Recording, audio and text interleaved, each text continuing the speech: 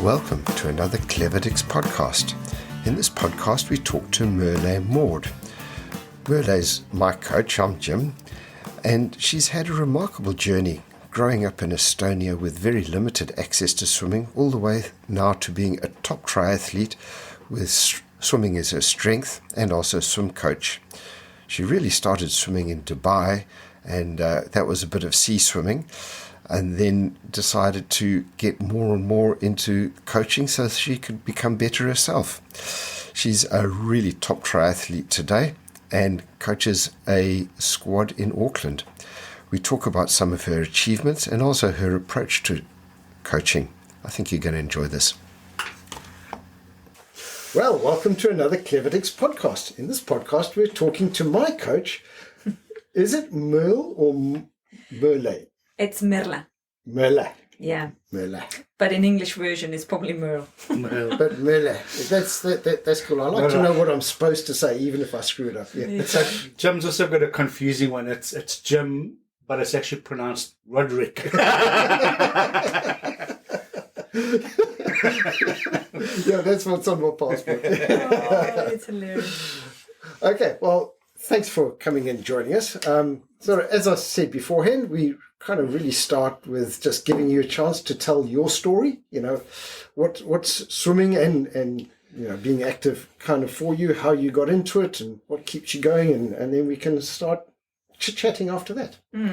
I guess my story of swimming is actually I came from track and field background. So I used to race for track and field for 9 years. So I started sports around age of 7. Yeah. What were you, a shot putter? I actually was. I actually was. So what I was enjoying the most actually was hurdles, javelin and disc. Okay. So that was kind You were of... a thrower. Yeah, so I really enjoyed the technical side of things, of course. So the hurdles were clearly a very technical. Ask me to run a hurdle now, I probably won't be making it. But then, yeah, coming from Estonia, which is in a time when I was living there and growing up, we didn't have any opportunity to really go to the pool. So I was actually quite obsessed about swimming because the swimming that I was able to do was probably 3 months in a year when we had a swimming pool actually open. We never had a swimming much of a lessons. I just went in and then really enjoyed it. I did after the trainings, I went to swimming and I was like, I really want to be a swimmer, but clearly never got to swimming in this level. But yeah, the swimming has kind of followed me through all of my life now. I've, of course, quit the track and field when I went to the study of high school and stuff, but I still, swimming has always been something that I always return back to. And then kind of getting into more, I guess, serious swimming was when I moved with my job to Dubai. I had to keep moving myself. It was a new country, and I was desperately trying to find where can I swim. I went to Dubai 2014. Things have changed, of course, over the years, but it wasn't really like here you're going to go to the pool and just jump in. It wasn't really easy to go and find the pool in Dubai. So I just found a group that was doing sea swim. So I was like, well, how hard can this be? It kind of came out, it was quite terrifying in the first go, but yeah, that's kind of where all this kind of my swimming journey, I guess, for where I'm now actually started on, when I moved country and had to keep myself active somehow, and swimming was clearly my go-to thing to do. Oh, that's really cool. But you're not so much a swimmer, but a triathlete now. So swimming is just part of your repertoire. Correct. So yeah, I clearly don't consider myself as only a swimmer. So yeah, triathlon is my passion at the moment, and so swimming is quite the smallest part, of course, for triathlon, which is sometimes sad if you're a strong swimmer. But yeah, so training for 3 sports now: cycling, running, and swimming. So keeps me occupied, keeps kind of variety in my training, in my life. So yeah, I kind of really love it. It's kind of interesting. You're probably in the minority of triathletes who prefer swimming. Yes, probably yes. I guess it really depends when you start your triathlon journey.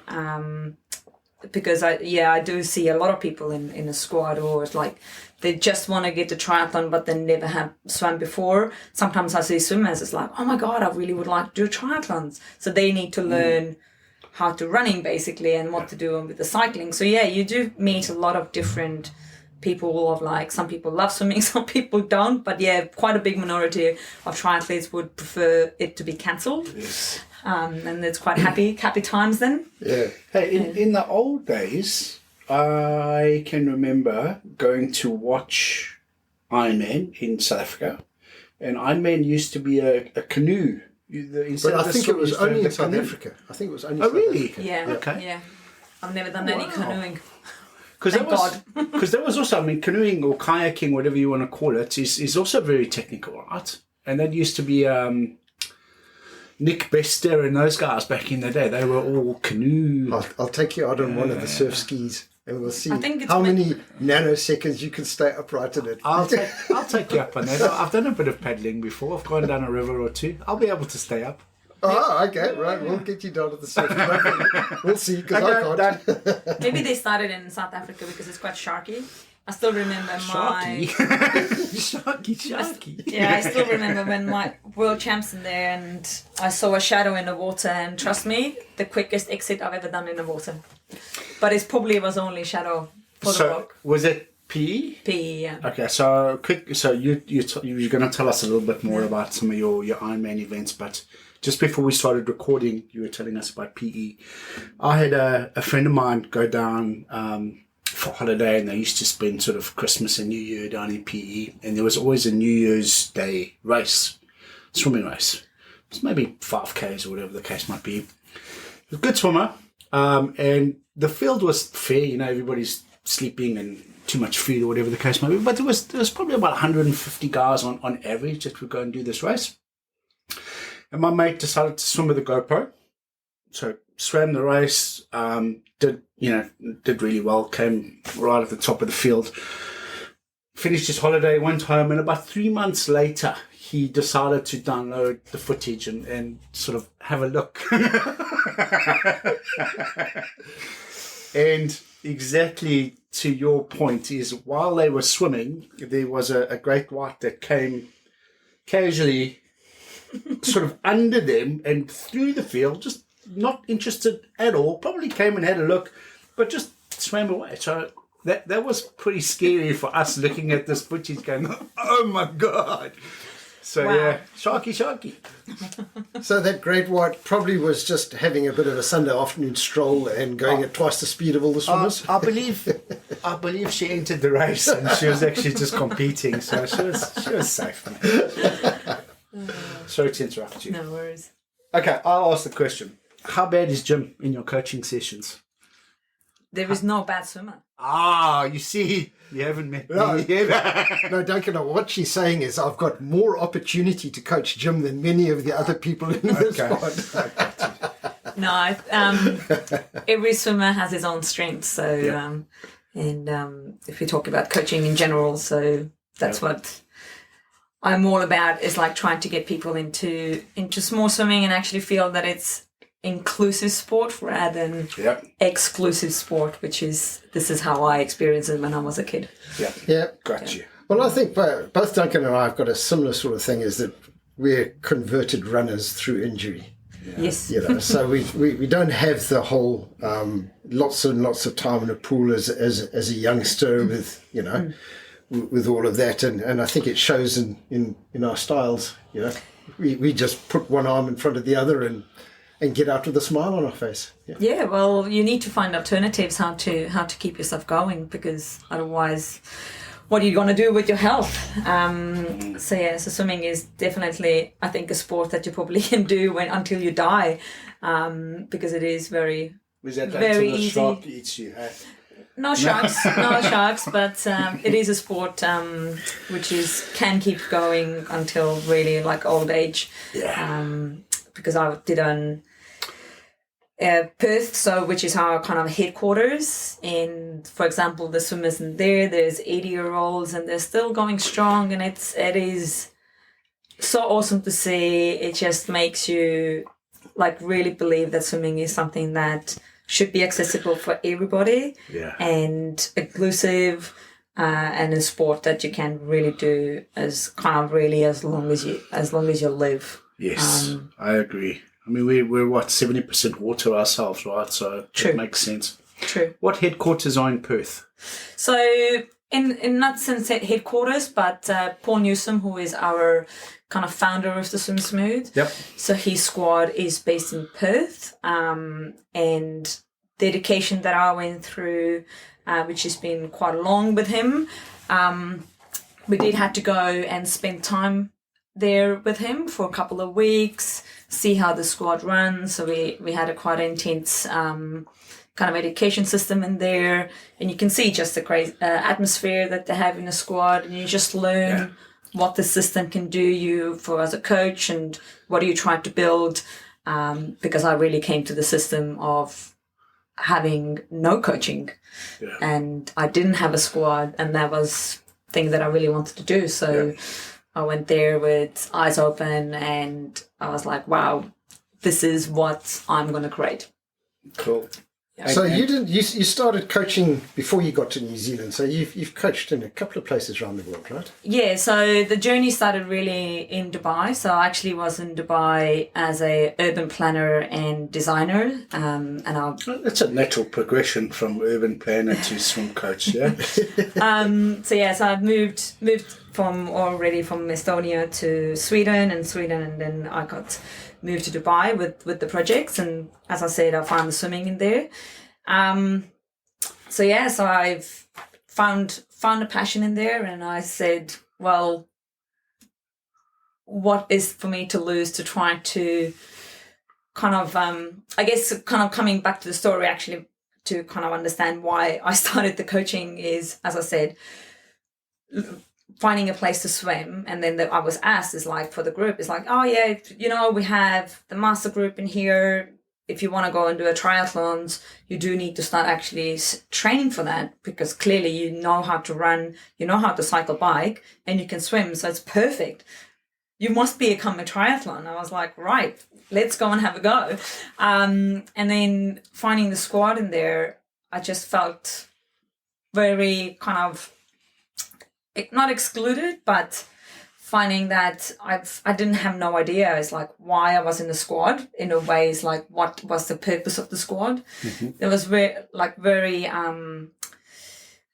swimmer kind of focus, so a lot of fast efforts. I didn't seem to get any better, to be honest.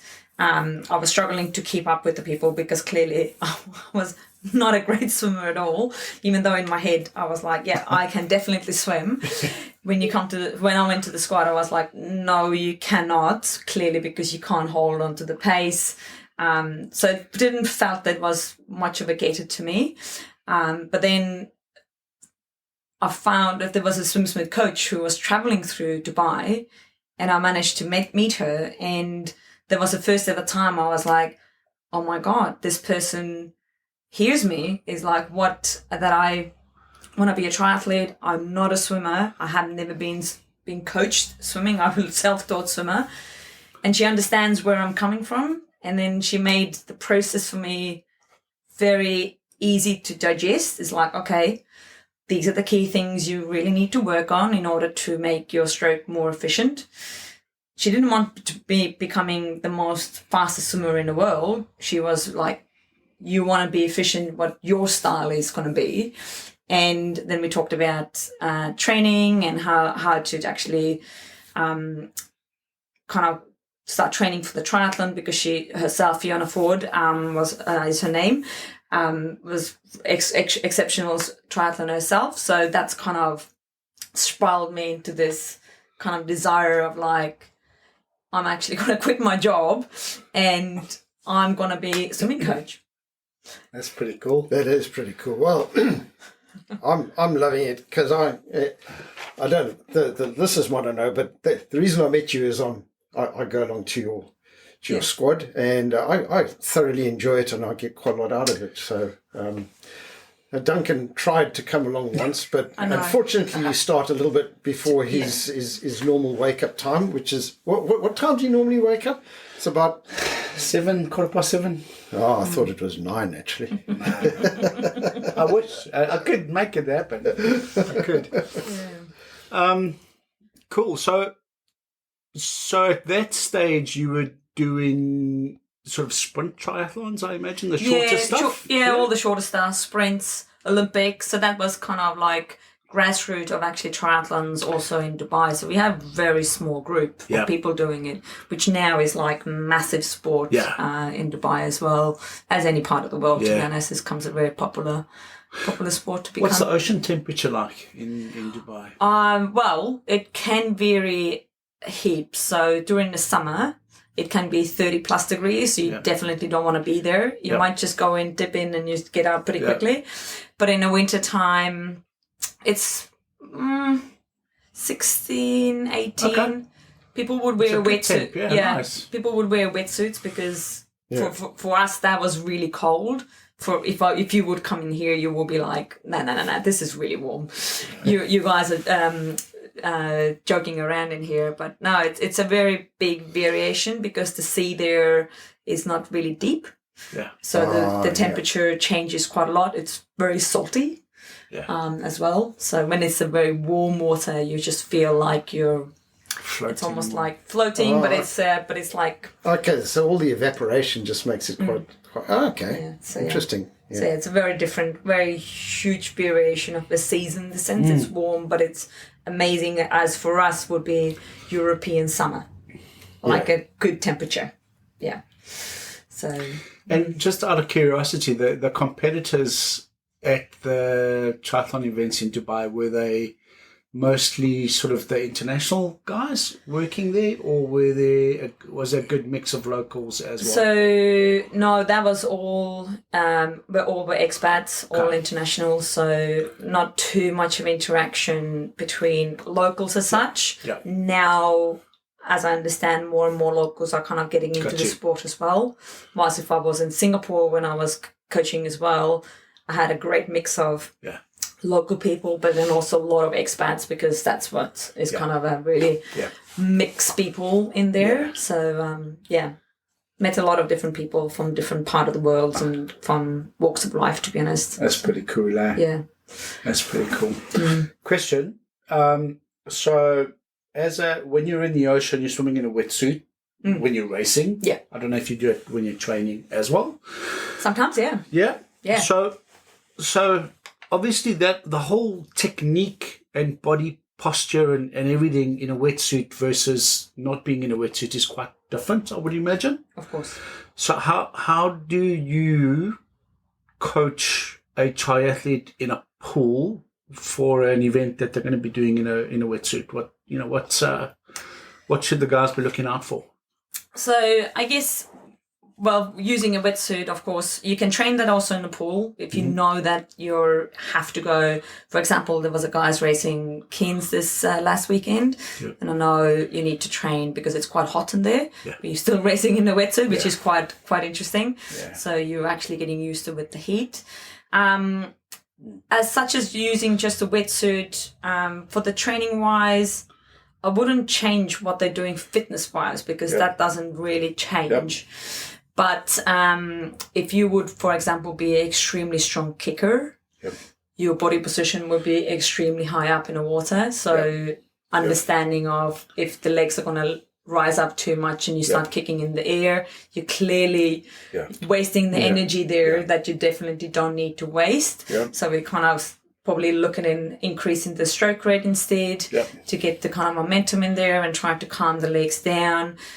Head position sometimes. If the legs really, really pop up at the back, encourage a little bit looking forward underwater. So, of course, not to an extent where you get your neck sore, but it's just kind of trying to kind of think about, balance a little bit better because it's changing.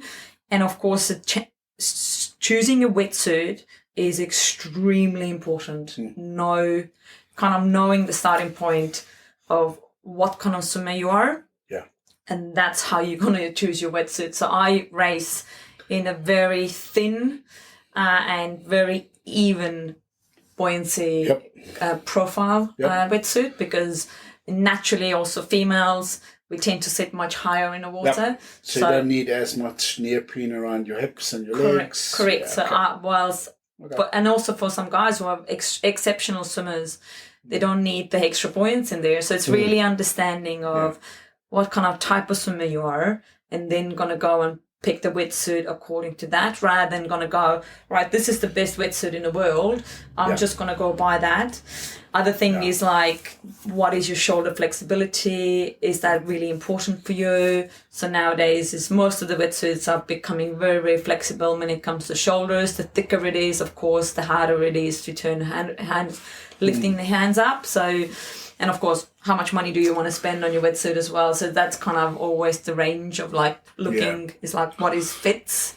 But it's also body size and the body types. I've used a lot of wetsuits and not everything fits, unfortunately. Yeah, 100%, right? And I guess also, I mean, if you bought a wetsuit that fits you perfectly 6 months before race day, potentially your body shape is going to change. You're going to lose a bit of weight, or your shoulders are going to get a bit broader. So it's tricky, Yeah, but most of the time it's not going to be too big of change unless you necessarily want to lose weight in there or something like that. But it has still some kind of flexibility and kind of you don't need to keep buying yourself a new wetsuits. Yes. Yeah. What is the rule at like Ironman for?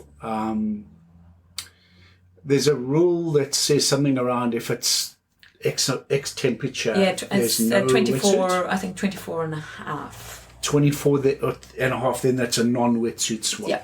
Okay. Yeah. So pros, they're doing a bit of a colder water. I think for them is 22 and a half or 23 and a half. So, Have you ever competed in a big event that's been a non-wetsuit swim? And the question would be like, did your performance differ from Well, I suppose it's relative performance. Hey? Yeah, well, you can't really always going to go and because the courses are so different. But I did first ever Cairns race. I think there was 3 people of us only used the skins because we were like, this water is way too warm to go and swim with the wetsuit. But saying that, next year I was like really seriously competing, and I definitely wore a wetsuit because I'm going to be much, much quicker, even if you use a speed suit. How much quicker is a wetsuit? Oh, it depends person to person. It can, for some people, can be like, I don't know, 10 minutes. For me, probably won't be such a big difference.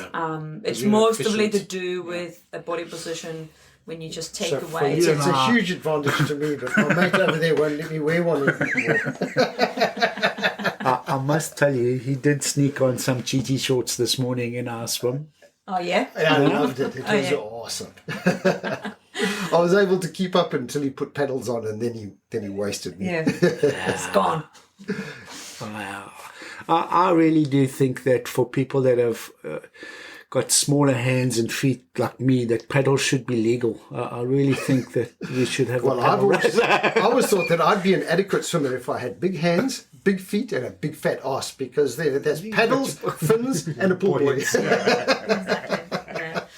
There's definitely a correlation between your big hands and then feet, so that's for sure. 100%. That's for sure. Yeah, 100%. I mean, I've got girls' hands. Look at that. Yeah. So, but I've also got a paddle wart. What do you call that thing? Yeah. Too much paddles. Too much paddles. Paddles. How often a week do you swim? And how, if you're at the pool from a work perspective all the time, does it become like difficult to get in and swim? No. Well, we all have a good and bad days, but often I jump in straight away after squad. And I do the same set as the squad has done. But yeah, depending on a little bit what is the race schedule coming up for me, I can swim like a 20 kilometers per week. Yep. Over and above, obviously, all the cycling and the running as well, yeah? Yeah. So it really depends. Like, either it's going to be 3 sessions or 5 sessions in a week. So got you. Yeah, it's quite a lot of swimming. So your sessions are obviously quite long. So yeah, I try to do at least 3 sessions. If I'm getting into Ironman kind of really high level of racing, I try to do 3 sessions that is 5 kilometers long for me. And the rest of it is just a little bit easier stuff, more recovery, technique work, of course, and just kind of just being in the water. Yes. So it's still a relatively lot of swim, and I love swimming, and I think it's easier to kind of actually cardiovascular system wise, just to kind of get a little bit more fitness in. Yes. Sometimes doing a little bit of sprinting is also pretty good. You get your heart rate up, but don't really need to pound on constantly on the pavement and things like that. So so it really depends what kind of season I am and am I going to start racing or not. And sometimes I just do 3 sessions in a week and I'm pretty happy about it. Got you. Yeah. I'm pretty happy with 3 sessions a week as well, but I don't do all the running and the cycling. So a lot of the work you do at the squad, and I think maybe it's quite a Swim Smooth thing, is with the tempo timer. Yep. And I do definitely get a lot of value out of it, but it's always kind of increasing pace on all of the sets that you do. Now I'm just trying to work out, is that a Swim Smooth thing, or is it just Merle just deciding that she just needs to she's training hard for a big event and the rest of the squad's going to do what she needs to do? I was just wondering how the thought process goes about setting up your squad sessions. Well, it really depends on what session you're actually going to come. So, on a Monday, we'll do relatively easy stuff and lots of paddles. Here we go, Duncan. This is your session. I'll be there on a Monday. That is your session and opportunity to come. Cool. 10 a.m. So that is usually what I try to keep you quite easy for you guys, because I know everybody is coming off from a weekend. Most people have been training quite a lot, because we do have quite a lot of triathletes in the squad as well. So it's just to kind of get you guys back into swimming. So Tuesday and Wednesday is all about your threshold. So you don't come that too often, but that is probably one of the hardest sessions in the week, because we are really functioning in on the red line, so to say, in your threshold, which is we call CSS. How do you know what your threshold is? So in order to know it, you need to actually test it. So 400 and 200 max. Jim has done it. He loves it. And then from that, I can calculate out your CSS. Okay. That's a good note. So when I do come, I've got to cruise that first 200 and 400, make sure it's nice and comfortable. It doesn't actually work that way, because the way that they set it up is they make it all competitive, and then it's really hard to actually cruise when you're sitting there. I can do this. Oh, geez, I've just given myself a world of hurt now. But then coming back to your question about why it's constantly feels like it's getting faster, is actually it's not getting faster. You mean red mist session? The red mist session, yes, because it's my CSS +5, then +4, +3, +2. Oh my Lord. And the sessions go 200, 300, 400, 500, 500 and plus. Oh my Lord. That was an absolute fail. And I thought, geez, I am so soft. And then I looked at my heart rate afterwards, and I was missing all the times when my heart rate was sitting at 155. So in other words, you had more potential to push harder. No. There was, I was maxed out. At 155? My heart rate. How old am I? 72? Yeah, well, exactly. What, 220 minus your age is not... That's a guideline, right? It's a guideline, yeah. So 160 should be, according to that guideline, 160 is my 100%. Yeah. I don't believe that guideline. I think that it's a guideline. It's not always accurate. No, definitely not. But no, the red mist, sometimes, yes, we're doing a negative split. Sometimes we're doing positive split. So it really depends a little bit, because the red mist is quite a challenging session. There's a reason why it's called red mist.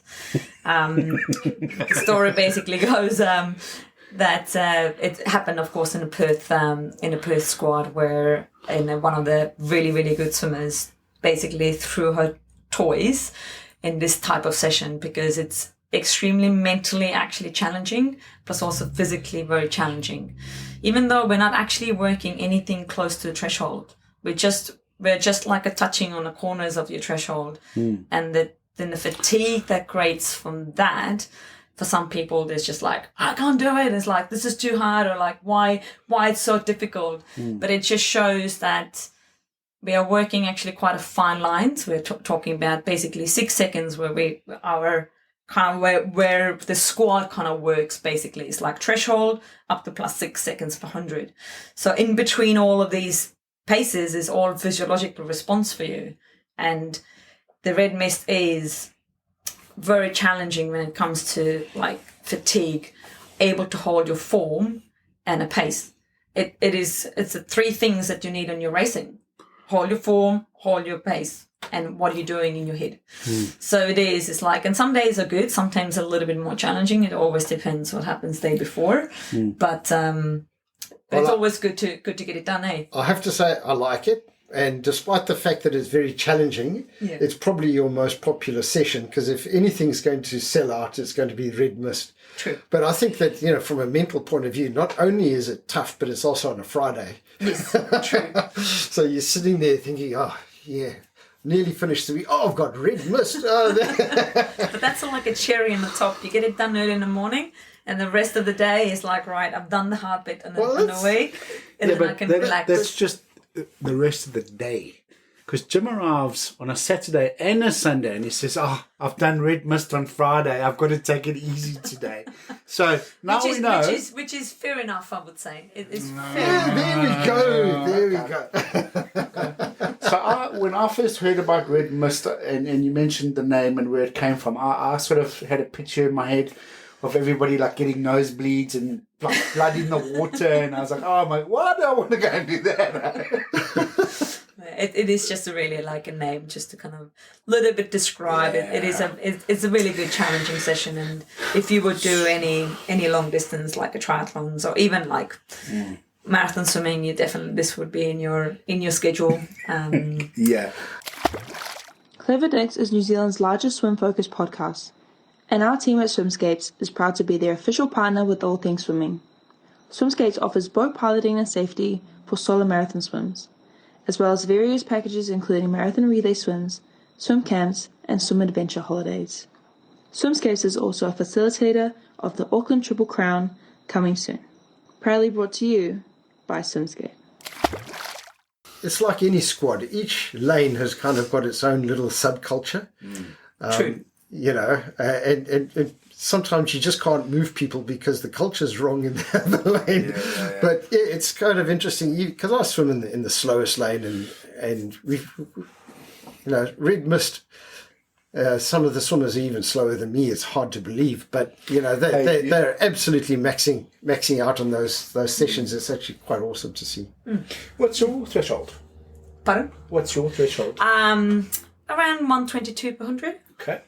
And so if you've worked out that threshold, are you able to sort of extrapolate that out and get a gauge of what you're supposed to do on race day, for example? Yeah, that's what we're training in the squad. Okay. Yeah, so that's why, it's really Swim Smooth. We haven't invented CSS. We haven't invented critical swim speed. But we have really coined it as a training methodology because we do believe in the science, we do believe in numbers. And as I said, swimming is a quite a funny sport because we are working in a very, very small range of seconds, which you would, running, you would be much bigger ranges on heart rate or pace, or riding is a power or heart rate. So you are working very fine lines. So the more accurate you can be around it, the better is going to be your outcome, because there's no point of doing miles if you don't know what you're actually aiming for. You might actually be swimming too hard, or maybe you're actually been swimming too slow. So having this guidance on the CSS is actually, it's easy to actually then in your head is like, okay, so this is the effort I need to do on my racing. And that's where I got so excited about Swim Smooth when I was in Dubai and I was introduced that it's like, so all of this effort that I put in becomes so much more meaningful because now I have a framework and I know where is my base level. Let's face it, I started like a 150 per 100 pace and I managed to work up. So, and I'm not a swimmer. So it is all about work all of these years. But it's the more precise you can be, knowing what you want to achieve, I find that this is a tool that it helps you a lot rather than spending hours and hours in a pool, which most of the time, most of us actually don't have the time for that. We might squeeze in 3 hours, 3 sessions in a week, and that's a pretty good result for us. But ask anything, do more, and we are time poor. Everybody's a time poor when it comes to athletes. So I was interested, you said, I'm not a swimmer, but from that I took it, I was not a swimmer from being a youngster, because there's definitely some people out there that they're just awesome swimmers, but they were probably awesome swimmers from when they were 6 years old, and they've got it all the way through. And people who start later, I think I don't know whether it's just a self-selection process, but you can't make up for those very early years. Yeah, for sure. But I think still I have a great belief that I managed to do quite a big jumps in my performance, and I put it down to being consistent, being really patient. It hasn't been an easy journey, but it's been, and I've used a lot of my mentors. It's done a video analysis for me and asked help. It's okay, because I do video analysis with other people, so I ask actually my peers to do video analysis for me. It's can you point out some of the other things that I do? And then I work on these ones. So I do try to kind of think about, okay, how can I make myself more efficient? And then the training behind that has also been, for me, has been the one that has actually been helping me to get faster. Because I'm not having spent a lot of time in a pool, hours and hours, like a swimmer, because clearly I wasn't doing it as a child. Yeah. And as a triathlete, we just can't really do it because we have to do all the other sports in between. So I think there is a opportunity to get faster, even if you haven't been a swimmer as a kid.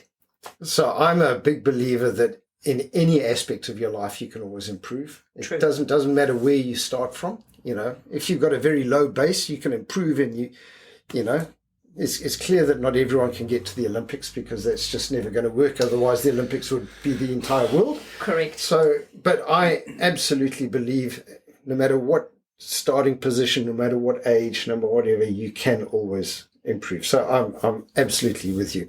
But the one thing I was just thinking, going back all the way to CSS, and it's something that definitely I feel, and I was wondering if you think others do. I've got a CSS pace that I've kind of worked out, or that 200, 400. Some days I'll get down there and I think, shit, I am just so much better than this, and I am. And I find swimming at all of those paces kind of really easy. And then there'll be another day I get down and it's just, even starting off at CSS +5 just feels like such a mission. Yeah. Yeah? Is that common to everyone feel the way that I do, or is it just a gym thing, No, it's just performance is not a straight line. That's the thing. It's you just some days are really good, some days are not really good. So we all have these days, I think. But as I said, it's always, you want to think about almost in my head, I always think about a 3 days, what I've done the 3 days beforehand, and how it will affect my performance on the day that I'm going to go. So maybe I've done really hard bike or run. Maybe I haven't eaten enough. Maybe I've had a really busy day at work. Some of the times I've just missed a snack. Maybe I haven't maybe slept really well. So there's so many combination of things that goes into performance. Your performance is very small slitter of your general. So that's sometimes people get really oh my God, I can't hit the base. And I'm okay, maybe not. Maybe something days before has been a little bit harder for you. It's not that you can't perform that. It's just the day. You haven't just dropped all your fitness automatically. No, it was just and as I said, we are working in seconds and milliseconds sometimes in the swimming. So it's a very, very small. Maybe your tumble turn is not really good today. Maybe you just my fumble turn. You've seen it. Or touch turn. So we can also lose a second in there already. So it is a really I think it's the feeling and the effort that we're putting into swimming, and knowing is like, okay, this is how it should be feeling is sometimes more important. We can't forget the RPE, which is the perceived effort. That is also kind of quite relevant thing to use in the training. So we have numbers, we have human beings. Yeah. Cool. So maybe we can talk about some of your triathlons. You've done some. You've done pretty well over the last couple of years, haven't you? Yeah. So I think last year was definitely my biggest year, kind of, if I can say it, in a career, even though it's not in my career at all. So this is just for fun that I do for my free time. But I did manage to basically win everything that I wanted to win in my head. I want to do the Tauranga, which is always in the end of January after Christmas and New Year. Always good to go and have a go. Yes. So I managed to overall win on that. I've continued to go to Taupo, 70.3. I managed to be overall winner for that. And then I went to Cairns to try to qualify for the World Championships. Won my age group and second overall.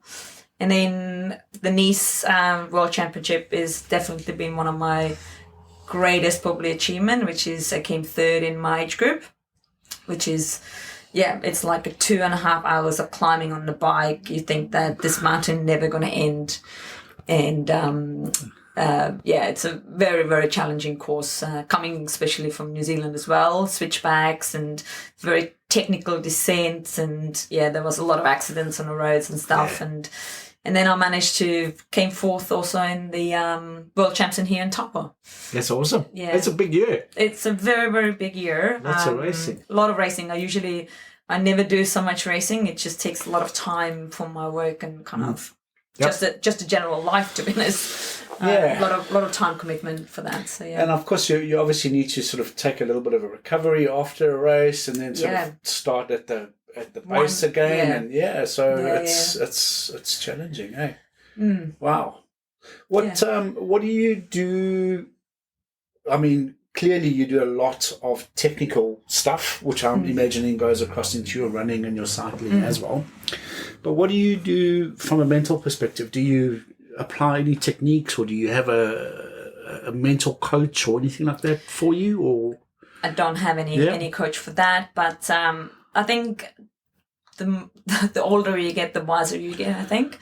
If I would think about myself back in the young days when I was racing, clearly I wouldn't have as much calm mind as I would be now. Yep. I think it's just understanding your whys, why you're doing what I do at the moment, and just kind of stick to that. And I find a lot of my calm in my training, and I'm like, I've done the work that I put myself, or my coach has put me. I've done these things, so I find the calm and kind of reassurance in is like, right, I know I'm fit. Yes. I'm always going to go and give my absolute best. And not every single time it turns out well. I've had horrible races as well. But at least an attitude I will always try to go in is like, I've done the work. I'm just going to go and now test it out. How well can I do it?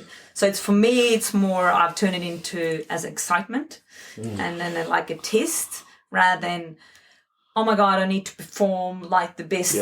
So for me, it's more like a game in my head. Yes. So it's just trying to take away like I have to perform, I have to be the best. No, this is game for me. Got you.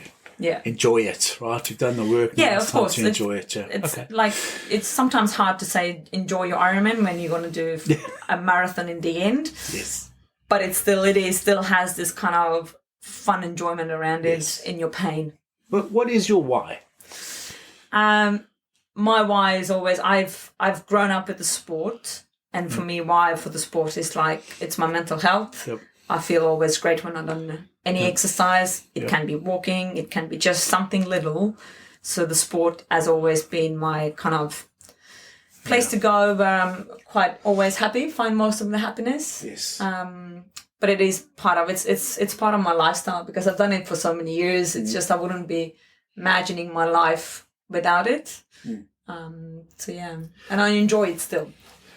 So the question is, as a coach, you've got a whole squad of people, and the reason I love squads because I like the social aspect of it. I think I'm actually a coffee drinker that uses swimming as an excuse to get together with people. True. Now, do you train with other people? Do you have your own little group or mini squad, or do you tend to just do most of your training on your own? Yeah, I do most of it on my own. Yeah, for the swimming wise, I swim on my own because I work in times where you guys actually swim. So, and then when I can train most of the people at work, but I do have my little like a training group for my bike rides and stuff. So I can still have my little social aspects and have a bit of a jokes and things like that. So I'm not totally training alone, but yeah, most of the time I do actually. So it's a lot of. I think it's well, I suppose everybody's different. I know a lot of people do that out of choice, but I would find that super hard, and I don't know if I'd keep on doing it. It's the social side of it is as important as the putting the energy out or doing the exercise. Yeah, true, and that's why. That's one of the reasons why I really wanted to bring a Swim Smooth squad to different part of the world. Now I've done it in Dubai, I've done it in Singapore, I've done it here now. So I've done it build up from scratch, basically 3 different squads as a community. So that's what I've always felt as well as sport is a community, even though I can't always train with people, but being part of it, community as a coach, that is like the biggest enjoyment for me. Is like looking how people are doing, so I get to know you guys, and I have this lot of quite a lot of personal relationships, which is like for me is like really, really important. Well, I get a really good feeling with that squad of yours. You know, I'm probably not the most. I know some people are there kind of every day, and there's a really good feel at them. You know, everybody gets on. Good vibe, yeah. I've heard only good things, right? Yeah. Yeah, so it's all about being inclusive, and then kind of understanding that if people coming from different kind of walks and stuff, but it's still there's a space for all of them in there, and then kind of I try to meet people in a level that they're coming into the squad. As you know, we have people who have done master swims, people who have been like US college swimming, and then there's people who just wanted to come for fun. So it's really like a really huge mix of people, but there's still a common theme in there, enjoyment around the swimming. So it's kind of things that connects us all. So that's one of the things that we're kind of quite interested in, especially in this podcast, getting it out. You know, there's definitely an opportunity to get more people active in New Zealand, and with the amount of water we've got around, you know, how do we get more people swimming? Do you get much in the way of, do you sort of get any interaction with people who are sort of saying, I'd like to learn, you know, I'm an adult, I'd like to learn how to swim. Is there very much of that sort of comes your way, or how can we improve the accessibility of swimming to people? So I have a little squad called Improve Beginners, right? And this is the group for people who can swim a little bit. Usually they should be able to do already 25 meters in freestyle. So they are willing to come and join the squad. And we do a lot of technique work in there. And that is like this little spring block for them to go and start to be confident of even being around with other people, because that could be also quite intimidating. It's like, oh my God, there's other people around me and how I'm going to perform. But it's like they're all kind of similar level. So I teach them technique. We're doing a little bit of more like a fitness work, so they're just becoming confident.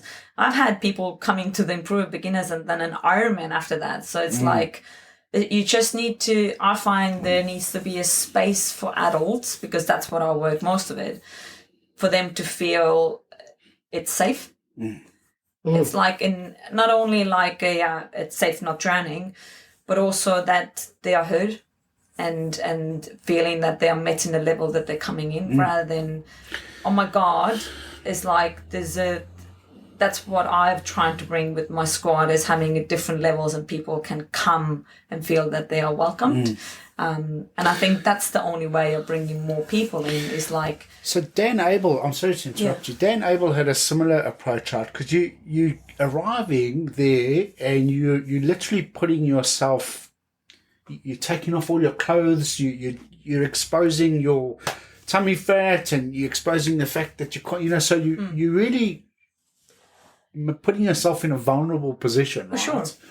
And when you're used to it, we don't think about it anymore, right? So I'll walk down the beach, I feel rocks, right? But a lot of people, for them, that's like, I don't want to do that, So that's an important point, right? People need to feel comfortable and So my engaged. first entry into a squad, I decided that I grew up. I knew how to swim, as in your sort of beginners. I could do things, and I decided to become a lifeguard.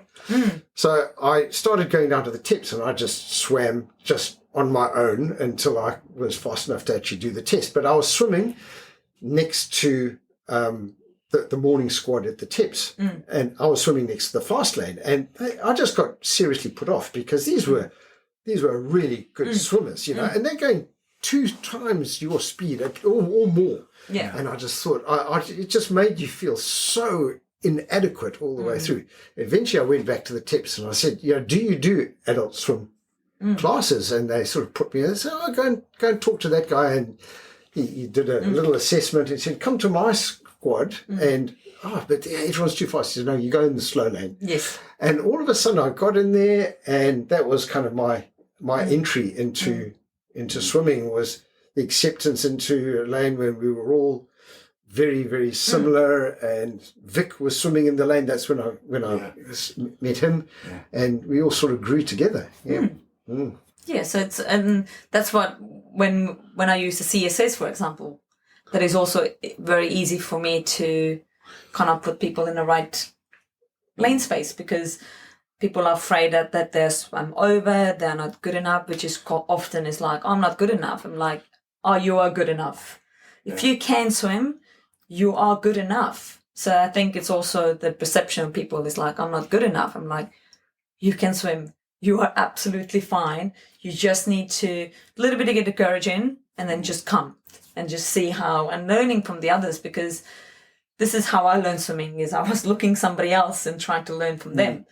Yes. But you learn from other people, just a little bit looking around, what's happening, looking over across the lanes.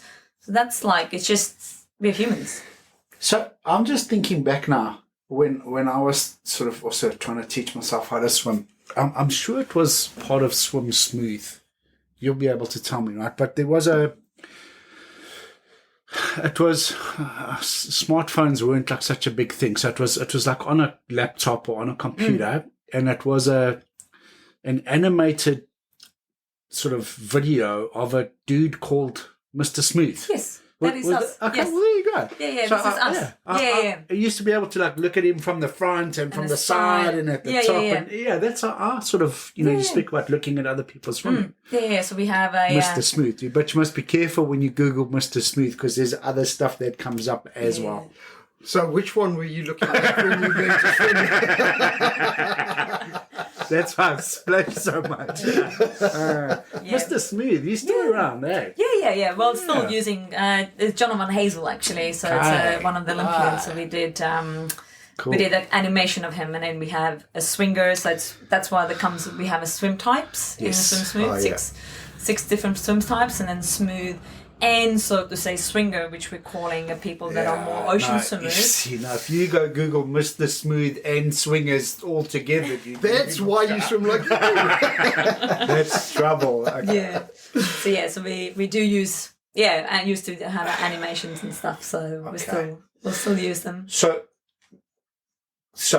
question from my side. How do I increase stroke rate? What can I do to increase stroke rate? Do you have to increase stroke rate? That's the first question. I don't know. Exactly. I look like I'm swimming in slow motion. So before I can probably say that you have to, I've got to come to an early session at like 2:30 in the morning or something. Probably need to look at it. So there is no need always to increase the stroke rate if there is no problem with it. So why is it such a thing for people to measure stroke rate? Is that just for example, on a marathon swim, one of the requirements from an observer perspective is to track stroke rate through the marathon swim. So I'm assuming that it's potentially to see that the stroke rate is not dropping dramatically. So we're looking hypothermia. We're probably looking more medical issues and kind of seeing how the swimmer is doing physically, because the stroke rate will going to decrease because it's going to be longer. Going to get just fatigue. Yeah. So, but it's to increase the stroke rate, you need to probably look at what your catch is doing. But it's before you can look at your catch, you probably need to look at what is your hand entries doing, what is your alignment in there. So it's really like a cascading effect. But we tend to kind of, so the stroke rate is important for ocean swimming, definitely. So where for more smoother type of swimmers, which is a longer stroke, we need to be able to adapt your stroke rate a little bit more compared to like what we're doing in a pool. So it is a little bit quicker getting into this catch phase and then actually engaging with the water slightly quicker. What happens when you go out and it's a real lumpy, wavy day out in the ocean and you've now got your sort of head wrapped around long and smooth, easy strokes? Could it change it up a bit? You have to change, because otherwise you will be mercy of the waves, unfortunately. And then you feel like you're going to go one step forward, two steps back, and you might end up in a beach. Yeah. So it is a good challenge for the pool swimmers, definitely, who have not done ocean swimming and then kind of get it in this wild world of waves, other people, depth of the water. So all this kind of interesting things. So I've gone through that. Yeah. So just to learn how to swim around take a corner around a buoy is a bit of a technique, eh? Yes, of course. Yeah. Do you take your swim squad to the ocean for ocean sessions? I skipped it actually last year, but most of the years, I've done actually specific ocean swim sessions where we're going through most of it actually your tactics and changing your stroke, your sighting, how to draft, how to go around the buoys, but then also starting using a little bit of CSS there as well, so we can do quite a fun sessions where it actually comes more measurable of effort-wise rather than just swimming in ocean. So there's like a very different kind of approach of like it's going to be actually coached. And I usually take a markdown buoys, which is like a 400-meter kind of a triangle. So we work around that depending whatever I want to do in there and what's the kind of the goal of the session. Yeah. Oof, that sounds like hard work. Yeah. So what's the rules with triathlon? You're allowed to draft in the water? You definitely want to draft in the water. Unless you're the fastest person, you want to draft in the water. Yeah. And the best place to draft, is that like on the feet or to the side? Or is there any science to that? It really depends even what is your comfort in there. So like to draft somebody on the side, you need to be able to go pretty close to them and to be comfortable. Also breathing towards the person that you're splashing and kicking in you. Yeah, it's more about actually being close to it and then basically getting the arm rhythm more kind of sync what the other person is doing. Kind of on the feet, some people find it easier. I personally find it probably on the hips is better because you don't have this really disturbed water which comes from your feet. Yes. So I think from the hips is actually more beneficial if you know how to do it, but you do need to be pretty close in there. Duncan's pretty good at the close swimming to somebody. Okay, good. But it's also, when it comes to the drafting, you can't just blindly follow a person in the front. You actually need to be able to sight as well. So they might be going, of course, right? Oh, no, right. So there's no point of actually drafting if this person doesn't know. So you need to pick your good sighters. I've made that mistake so many times, because I spend so much time just concentrating on the draft. Yeah. And by the time I've sort of looked up, I'm off course completely, and it takes me so much longer to... Well, especially if you start drafting somebody who doesn't like being drafted and they're keeping on moving away from you. Yes. My problem is I draft off Shazil, right? Because Shazil's my little special needs buddy that I swim with, and he's a stronger swimmer than me. So I'll be drafting off him, but he doesn't really care where he's swimming to, right? So he'll just swim, right? And if I lose concentration, I'm like, oh, whoa, okay, we got to go back that way. I was swimming with Shazil last weekend. Essentially, you both of you are swimming into each other the entire time. It's quite a he like touches mind challenge. you. Yeah. What's the furthest you've swum? Probably. I've done quite a few longest ones. Done in Thailand. Yep. They just we did 10K in there. Yeah. They let us loose when it was thundering and raining, and I was, oh my god, if I'm gonna go out of here alive, I'm pretty lucky. Yes. And probably the most amazing swim I've actually done is Rottnest Swim. Got you. Oh, you've done Rottnest? Yeah. Oh. But I did as a team, but I probably ended up swimming most of it, so, you know. That's like 20, just No, over. it's just 20. under 19. Yeah. Just under 20, Yeah. according Yes. to Mike. Yeah. Okay. Yeah. That's one of the most epic races I've ever done. And that's from the mainland to Rottnest, right? Correct. Yeah. Yeah. I still... Yeah. Yeah. And that was without wetsuits. Nice. Because that's kind of the regulation in there. Okay. You cannot Oh, really? be- I didn't know that. Okay. That's Yep. cool. But Yeah. it's about a 20-degree swim. Yeah, but still, But it's very. I think we had a pretty good year. We had quite a big swell, but next year when I was coaching an athlete who was racing there, and she was just cutting the cut-off time, Yep. where they actually start pulling people out because of the hypothermia, and the Yes. swell is becoming so big Yes. that they can't rescue anymore. Yes. So You yeah, lose and then sight. this year when it was cancelled because No, this year they got through. The previous year was previous year, cancelled. So this swim can be really temperamental. Yes. Yeah, I've heard that, yeah. Yeah, So but you would have had to have had your own kayaker or boat Yes. with you? Yeah. we Cool. had kayak and boats, and yeah. How did you find that? Because that would have been different to your normal sort of triathlon type swimming. Oh yeah, I was scared. Yeah. I was quite nervous. Very different. Yeah. But it was How did you prepare for that? Oh, I still did a lot of red mist. Yep. Red mist is always the go-to. Yeah. But yeah, longer distances with just kind of 8 kilometers in a session. So yeah. It's just Did you kinda- ease back on the running and cycling prior to that, or did you? So I carry didn't. on? I didn't do much of a long distance then. Yeah. I did most of it in the 70.3, so not like a full Ironman. So yeah. And would it be fair to say, like after a 20K swim, which is, I mean, it's probably the equivalent to like a running marathon type scenario, right? No, so it's like almost a double marathon. Yeah. It's a long day out there. It was a long day for us. That's out why there. the Double. marathon swim in the Olympics is 10K. So it's I've like always 1 to taken it 4. that you can run 4Ks for every 1K that you swim. It's close enough that you can sort of put it together. But recovery better. Would you find, or maybe I'm not telling you, I'm asking you, would you have found the day or two after a 20K swim, your body recovers quicker than what it would after like an Ironman or something like that? Well, let's face it. I didn't do this as a 20, probably as a team. Got you. Yeah, I did as a team for the 10. Yes. But well, it really depends. Like, how good are your shoulders? Yeah. Like, how good is your technique? Because it's the same muscle group. Yeah, it's Okay. like really if you're taking good care of your shoulders, like maybe you're not really sore. Maybe Yeah. like you're gonna be still sore. Everybody's gonna be sore. Yeah. But Yeah.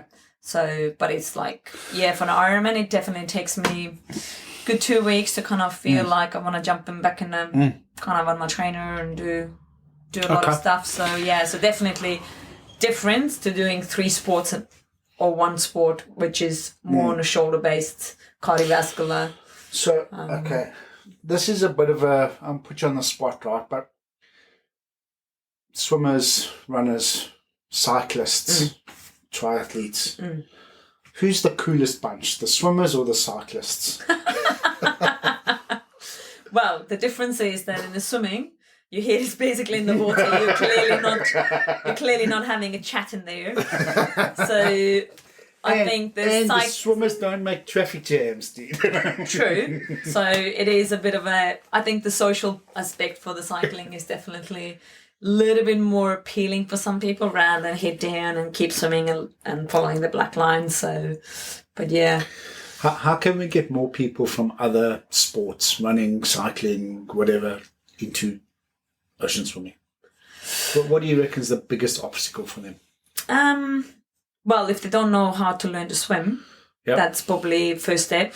So we can give your details, right? Yeah, so they're going to contact you directly and you're going to teach them, But then we actually have quite a lot of cool stuff in New Zealand, which is like the beach series, which is really accommodating for people to do Every like Tuesday a little through summer, yep. Yeah, so you actually have a good little opportunities, which is not kind of, oh my God, I need to do 2 kilometers of swimming in ocean. I don't know what to do. Yeah. You can start doing a little small steps. Yeah. All right. And then with my squad, so hopefully next year kind of take them back again. So my little improver beginners who don't go to the ocean. So I will do like a small little things with them just to kind of really talking always the dangers, of course, because ocean is not a pool. Let's face it. Always a buddy system. Never go alone. In my head, even if you're a good swimmer, I would never go alone. That's what my rule of thumb is. Yep. And then just, talking about the skills and stuff and talking about the currents, talking about the waves, like all these kind of things that you don't really encounter At the pool. So, I think it's a part of a little bit of education. Let's face it, we also would probably need more pool space that people actually can go and enjoy swimming, but because it is clearly, I think, we are a bit constrained. Yeah, working in the space, I know how constrained it is. So, and of course, it comes from the young children as well. It's like when the children are learning to swim, and did the parents take them to the sea? My parents never took me to the sea, so it's clearly something that they didn't know how to swim. Yeah. So clearly, they're not going to come and bring your children. Yes. Because you can't save them. So it is. I think it just comes from the children, but it's also what is opportunities. We have a lot of opportunities, but taking advantage of all beach series and kind of small little events that we have. We are spoilt too. Yeah, so I think there is opportunities. It's just more people being kind of willing to probably give a go as well. So, from your point of view, you've got the swim squad going, but you also do individuals and video analysis as well? Yes, that's so people can reach out to you. So video analysis is a big thing that I've done, so many years now, and that's for the Swim Smooth is also what kind of attracted me in the first is like video analysis, showing people what they do, really explaining very simply. Actually, that's kind of a method in a way, is making it really cause and effect so people feel like swimming is not a rocket science. Actually, it is quite a lot of like understanding how one things lead to another. So I think it's such an amazing way of learn about yourself actually, and get your framework. Is like, okay, rather than going to go and try to work on everything, you actually may not need to work on everything. Yeah. You might just need to fix 1-2 things. Yeah. And you already is like, oh my God, that just feels so much easier. So it's just to kind of, I find it so useful. And you don't need to be a great swimmer in order to do that. It's like, if you can swim, we can already do it. And then you kind of start seeing, it's like, oh yeah, this is what I move. Because the perception in the water is so different if you would be taking a person to the dry land and asking them to do a movement. So yeah. Cool. So if somebody wanted to get hold of you for this, what's the best way? Is it through the... Yeah, so Swim Smooth Auckland, that's the easiest way to kind of find me online. Google Swim Smooth Auckland. We'll put a link to the website in the show notes. And people can get hold of you if they want. Yeah. That sounds very cool. What's next for you? I've just started my big prep for Kona World Champs. So this is going to be the Hawaii this year. So, that's awesome. So yes, it's going to be swimming in a very warm waters, cycling and running in a massive heat in the lava field. So they're doing it a bit differently. It's a woman-only event, and then there's a men's-only event as well? So this year is the last time when we are split, and next year the women and men is going to be coming together again in Hawaii only. So they tried to trial it for 2 years, and it wasn't as successful as Ironman as hoped. So the female participation is still not as high as males. So we'd still need to do a lot of work for females to becoming more into sport and willing to do this kind of things. So there's also a lot of entry barriers for females to be part of triathlons. And then kind of when we're talking about world champs, it's still time away from families, a lot of training, etc. So So I suppose the whole race day would be different, because you would have I suppose, more space in a ladies only race, right? So the key for them was actually to get even numbers on both males and females, but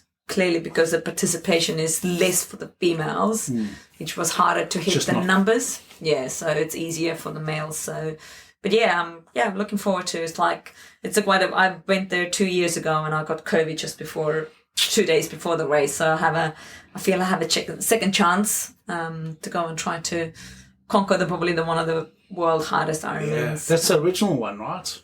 Correct. So the world champs have been there all the time. Yeah. Awesome.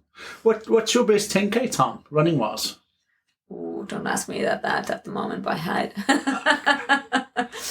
Which was weird. It's like I don't consider myself, even though I did a track and field a lot. Yeah. I don't consider myself a runner. I consider myself now as a triathlete. Yeah. So it's like your identity changes over time. Eh? Yeah, true. So you don't really excel only in one. You try to excel of all of them constantly. You got to figure out the red mist version of the run.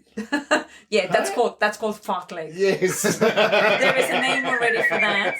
So fartlek is actually a Swedish word. So I could... Fast slow, yeah. So Paavo Nurmi made that famous. Yeah. Finland. Yeah. So your red mist is sort of loosely based on fartlek. It would be a similar. Well, it's kind of like it's like you have a little bit of easier stuff, a little bit more tempo stuff.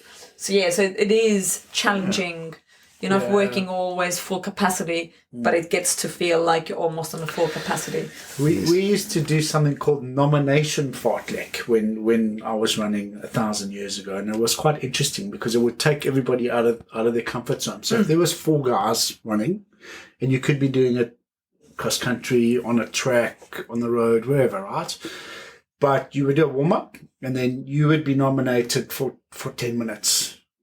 And you could go, 1 minute hard, 3 minutes easy, let's run up that hill. And I could go 10 minutes hard, guys. So everybody would be trying to sort of outdo the last guy's nomination for it. But it keeps you honest, right? It really does get you fit and fast. But I think if I had to try that now, I would either have a heart attack or...